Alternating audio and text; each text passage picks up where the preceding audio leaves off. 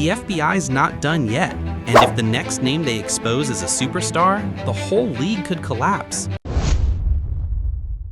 Terry Rozier of the Miami Heat was already known to have been under investigation for a certain game in 2023. The NBA, in fact, is probably going to have to answer for why they allowed him to keep playing while the FBI was very clearly still investigating and still planning on possibly charging him, which they have done.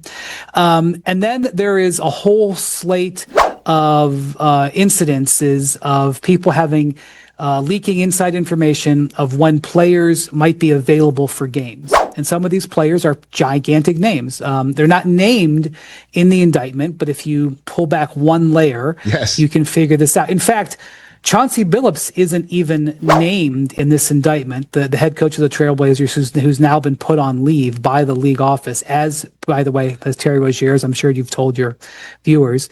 Chauncey is just described as co-conspirator 8, who is described as an...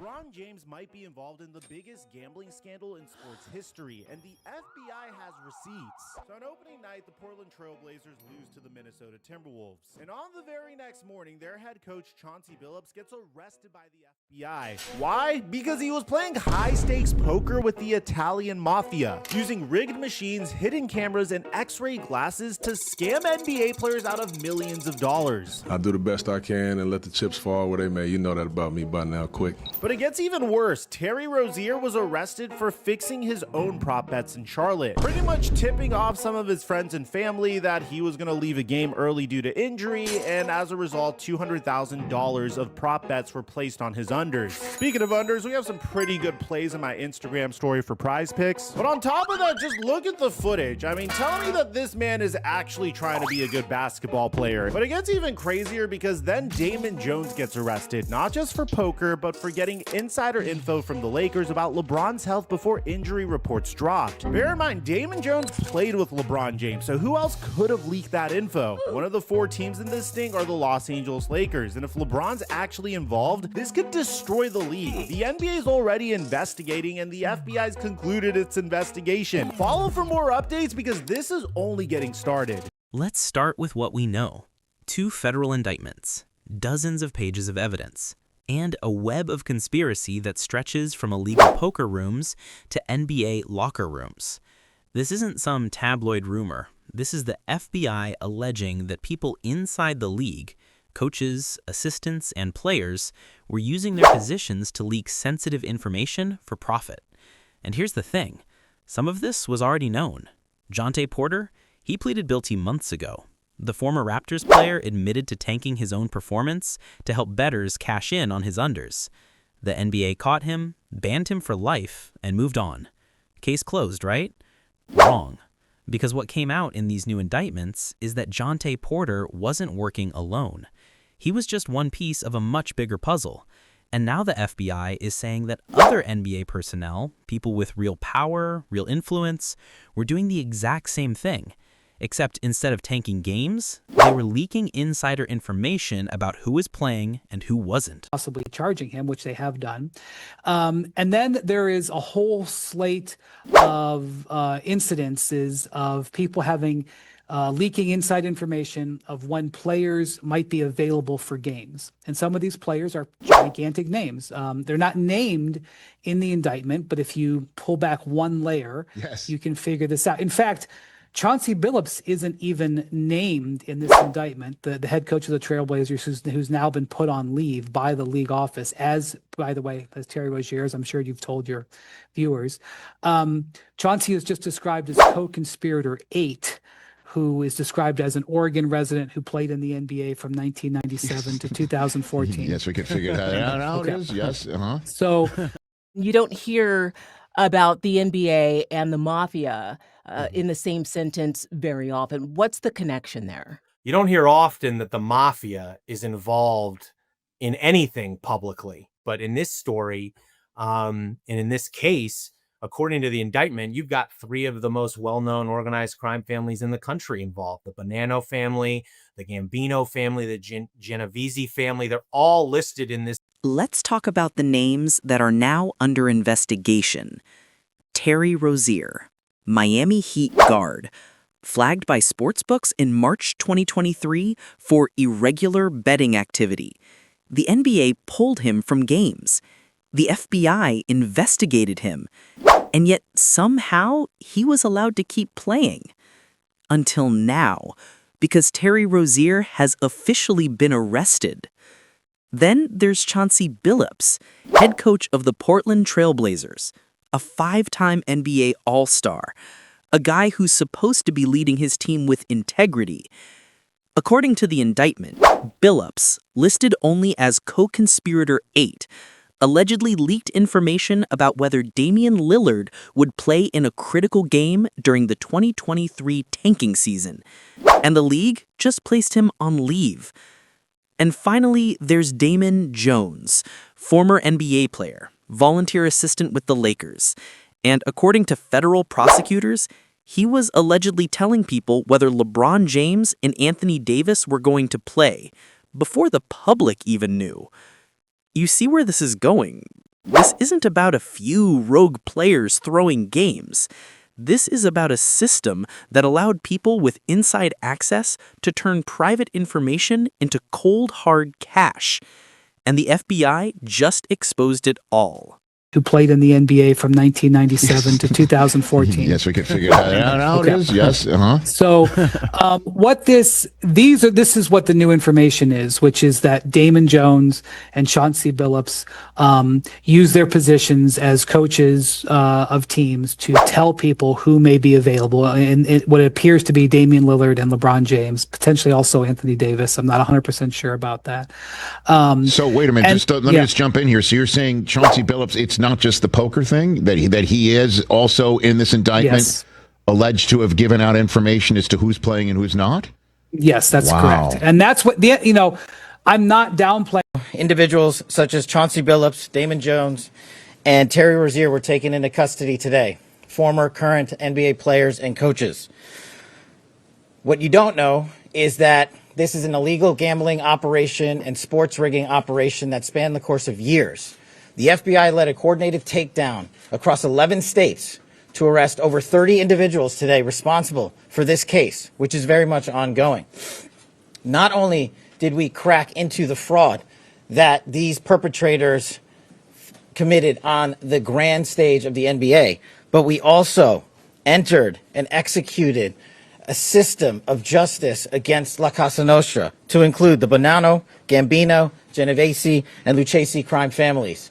And the fraud is mind-boggling. It's not hundreds of dollars. It's not thousands of dollars. It's not tens of thousands of dollars. It's not even millions of dollars. We're talking about tens of millions of dollars in fraud and theft and robbery across a multi-year investigation. Now, before we get into the betting scandal, we have to talk about the poker games. Because yeah, there was also an illegal poker ring involved in all of this. And according to one of the indictments, it was a pretty spectacular operation. High-stakes games, big money, NBA personnel allegedly participating. The kind of thing that honestly sounds like it belongs in a movie. But here's the truth. The NBA doesn't really care about the poker games. Sure, they'll say they care.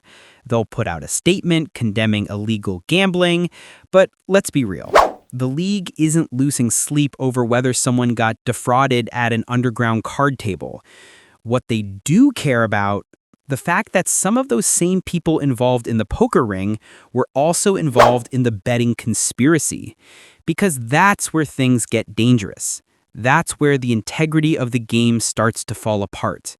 See, when you have coaches and assistants who are sitting in on private team meetings, who know which players are hurt, who know which players are being rested, who know the game plan before it's even executed, and then they're also connected to people who are placing bets based on that information, that's a problem, a big one. And that's exactly what the FBI is alleging happened here. But Damien was listed as probable with a calf tightness. And according to the indictment, I'm not saying it happened, I just said Right. according to the indictment, Chauncey told somebody that Dame wasn't going to play amongst other players, even though he was listed as probable. As the day went along, he was then switched to questionable and then out, and then he never played again the rest of the season. And the Blazers lost 15 of their last 17 games and ended up with Scoot Henderson, the number 2 pick, but not the number 1 pick. And then Damon Jones, who was sort of a volunteer assistant with the Lakers for several years. They accuse him of saying that LeBron was, and they don't say LeBron's name, to be clear. They just say, they call him player 1 or player 2 or something like that. But they reference Let's rewind to March 2023. The Portland Trail Blazers are having a terrible season. And honestly, they're not even trying to hide it.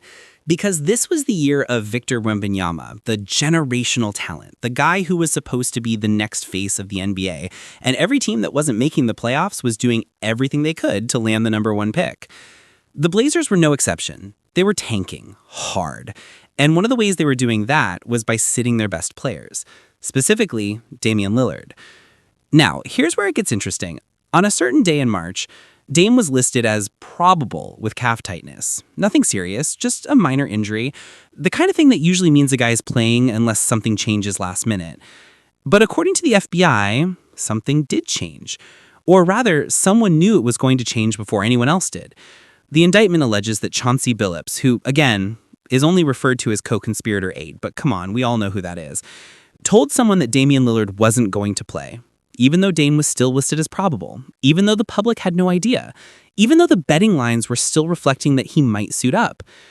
And then, as the day went on, Dame's status changed from probable to questionable, from questionable to out. And then he never played again for the rest of the season. The Blazers went on to lose 15 of their last 17 games. They ended up with the 2nd pick in the draft, Scoot Henderson, but not the number 1, not Wembanyama. Now, let me be clear. I'm not saying Chauncey Billups tanked the season. The Blazers were already tanking. That was the plan. But what the FBI is saying is that Billups allegedly gave someone a heads up about Dame's availability before it was public knowledge. And in the world of sports betting, that kind of information is gold. Because if you know a star player isn't playing before the betting lines adjust, you can make a lot of money. And apparently, someone did. The league has now placed Billups on leave. And the question everyone is asking is, did he know what that information would be used for? Or was he just talking too much and someone else ran with it? That's the gray area. And it's exactly what the NBA is going to have to figure out. But Chauncey Billups isn't the only coach accused of leaking information. Enter Damon Jones. If you don't know who Damon Jones is, let me give you the quick version. He played in the NBA from 1998 to 2009. Not a superstar, but a solid role player. After he retired, he stayed connected to the game, and for several years he worked as a volunteer assistant with the Los Angeles Lakers. Volunteer, meaning he wasn't even on the official payroll, but he still had access. He was in the locker room. He was at practice. He knew what was going on behind the scenes. And according to the FBI, he used that access to leak information about LeBron James. Let's go back to February 2023. LeBron had just done the unthinkable. He broke Kareem Abdul-Jabbar's all-time scoring record, one of the greatest moments in NBA history. The entire basketball world was celebrating. And then, the very next game, LeBron was a late scratch. He didn't play against the Oklahoma City Thunder. The reason? Injury management, rest, the usual stuff. But here's the thing. According to the indictment, Damon Jones allegedly told people that LeBron wasn't going to play before that information became public. And those people used that intel to place bets. Now, if you're thinking, okay, but that's just one game, let me tell you, it gets worse. Fast forward to 2024, another game against the Thunder. This time, both LeBron and Anthony Davis are on the injury report. It's unclear who's playing and who's not. The Lakers are under 500, the Thunder are a strong team, and the betting lines are all over the place. According to the FBI, Damon Jones allegedly told his co-conspirators that either LeBron or AD, it's not entirely clear which, would either sit out or play limited minutes. So what did the bettors do? They placed their bets accordingly. They assumed the Lakers would lose. They assumed LeBron or AD would be out. But here's the twist. Both LeBron and AD played, And not only did they played their regular minutes. And the Lakers pulled off the upset. The bettors were furious. According to the indictment, they demanded their money back from Damon Jones. They wanted a refund for the bad information. Think about that for a second. These people were so deep into this conspiracy that they were treating insider tips like a money-back guarantee, like it was a business transaction. And when the info turned out to be wrong, they wanted a refund. That's how normalized this had become. So here's the million-dollar question. How did this happen? How did we get to a point where coaches and assistants were leaking game-changing information to bettors? The answer is simple. Because the system allowed it. See, for decades, there's been this soft spot in the NBA when it comes to injury reporting. Players get listed as questionable or probable all the time. But the truth is, the people inside the organization, coaches, trainers, staff, even other players, they usually know who's playing and who's not long before the public does. Let's say it's an average Thursday in November. There's a morning shoot-around. A star player is listed as questionable. But everyone at that shoot-around can see that the guy can barely walk. He's hobbling around. He's not moving right. And yet, he's still listed as questionable. Why? Because the team doesn't want to tip off their opponent. Because sometimes it genuinely is a game-time decision. Because the player wants to try to warm up and see how he feels. But here's the problem. In the age of legal sports betting, that information gap is everything. If you know a player isn't playing before the betting lines adjust, you can make serious money. And for decades, people inside NBA organizations had access to that information without really any oversight. The NBA recognized this was a problem. They tightened their injury reporting rules, they started doing injury updates throughout the day, they fined teams that didn't accurately disclose player availability. But even with all those changes, there's still a gray area. There's still moments where the people inside the building know more than the people placing bets. And as long as that gap exists, there will always be an opportunity for someone to exploit it. And that's exactly what happened here. So now we come to the part that has everyone asking questions. What is the NBA going to do about this? Let's start with Terry Rozier. In March 2023, sportsbooks flagged irregular betting activity on Rozier's unders. Hundreds of thousands of dollars were suddenly being wagered on a relatively meaningless game involving the Charlotte Hornets. The betting pattern was so obvious that the sportsbooks caught it immediately. They reported it to the NBA, and the NBA pulled Rozier from games for the rest of the season. But here's where it gets complicated. Rozier wasn't charged at the time. The NBA investigated, they cleared him. He was allowed to continue his career. He even got traded to the Miami Heat. And now the FBI has arrested him. So the question everyone is asking is, how did the NBA clear someone who the feds just charged with a crime? Did the league not have enough evidence? Did they miss something? Or did they know more than they let on and decided to let him play anyway? The NBA is going to have to answer that, because if they had the same information the FBI had, and they still let Rozier play, that's a massive problem. That's a breach of trust with the fans, with the integrity of the game, and with the very foundation of sports betting. And it's not just Rozier. Malik Beasley is also under investigation right now for betting irregularities, and so far there's been no resolution, no charges, no clearance, just silence. The league is being extremely careful, and they have to be, because one wrong move, one bad decision, and this whole thing could spiral into something much, much worse. Now, to be fair, the NBA is trying to downplay this. They're saying this isn't a Tim Donaghy situation. For those who don't remember, Donaghy was the referee who was caught fixing games back in 2007. That was a scandal that rocked the entire league. That was a moment where people genuinely questioned whether the NBA was rigged. This is different. This isn't about players or refs fixing outcomes. It's about people leaking information. It's sloppy, it's unethical, but it's not the same level of corruption. At least, that's what the league wants you to believe. But here's the thing, whether it's Tim Donaghy level corruption or not, the fact remains that people inside the NBA were using their positions to help bettors win money. And when billions of dollars are at stake, when the entire sports betting industry is built on trust, that kind of behavior is inexcusable. So what happens next? The NBA is probably going to tighten their injury reporting even more. They're going to pressure teams to be more transparent. They're going to limit who has access to sensitive information. And they're going to have to figure out what to do with the people who are involved in this mess. Chauncey Billups is on leave. Terry Rozier has been arrested. Damon Jones is implicated in a federal indictment. And there are probably more names we haven't even heard yet. This story is far from over. Look, here's the reality.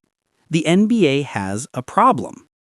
It's not a problem that's going to destroy the league. It's not going to kill basketball. But it is a problem that exposes just how vulnerable the system is when billions of dollars are on the line. For decades, inside information flowed freely. Coaches talked, assistants talked, players talked, and nobody thought twice about it. But now, in the age of legal sports betting, every word matters. Every injury update matters. Every game time decision matters. And the people who had access to that information, some of them used it for profit. And now they're facing federal charges. The question is, how deep does this go? How many more people were involved? And how is the NBA going to restore trust in a system that clearly has cracks? Because at the end of the day, sports betting is here to stay. The NBA has embraced it, the fans have embraced it, but if people start to believe that the games are influenced by insider leaks, by coaches tipping off bettors, by players throwing unders, then the whole thing falls apart. And that's the real danger here. So what do you think? Should the NBA completely shut down all inside access to injury information, even if it means teams lose their strategic advantage? Or is this just the cost of business in the sports betting era? Is there even a way to stop this? Or is it always going to be a problem as long as money is involved? Drop your take in the comments. Let's talk about it. And if you want more deep dives into the biggest scandals, controversies, and stories in the NBA, make sure you hit that subscribe button because trust me, this story is just getting started.